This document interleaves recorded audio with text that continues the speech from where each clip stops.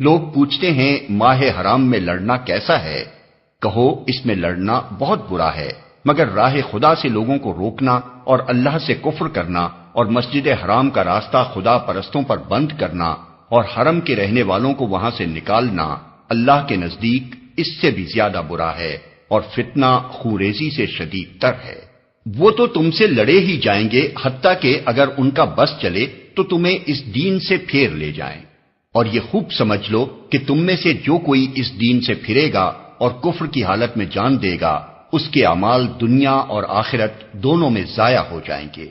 ایسے سب لوگ جہنمی ہیں اور ہمیشہ جہنم ہی میں رہیں گے، بخلاف اس کے جو لوگ ایمان لائے ہیں اور جنہوں نے خدا کی راہ میں اپنا گھر بار چھوڑا اور جہاد کیا ہے، وہ رحمت الہی کے جائز امیدوار ہیں، اور اللہ ان کی لغزشوں کو معاف کرنے والا اور اپنی رحمت سے انہیں نوازنے والا ہے۔ پوچھتے ہیں شراب اور جوئے کا کیا حکم ہے؟ کہو ان دونوں چیزوں میں بڑی خرابی ہے، اگرچہ ان میں لوگوں کے لیے کچھ منافع بھی ہیں، مگر ان کا گناہ ان کے فائدے سے بہت زیادہ ہے۔ پوچھتے ہیں ہم راہ خدا میں کیا خرچ کریں؟ کہو جو کچھ تمہاری ضرورت سے زیادہ ہو۔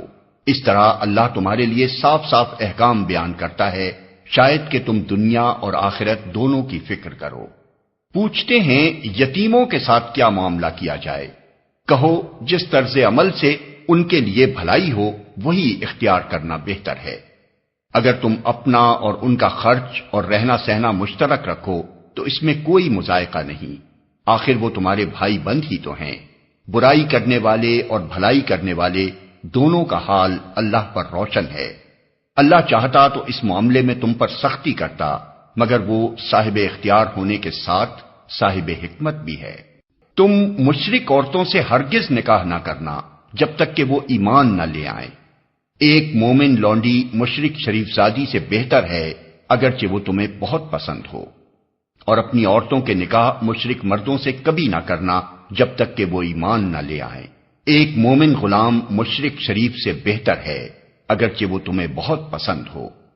یہ لوگ تمہیں آگ کی طرف بلاتے ہیں، اور اللہ اپنے اذن سے تم کو جنت اور مغفرت کی طرف بلاتا ہے، اور وہ اپنے احکام واضح طور پر لوگوں کے سامنے بیان کرتا ہے۔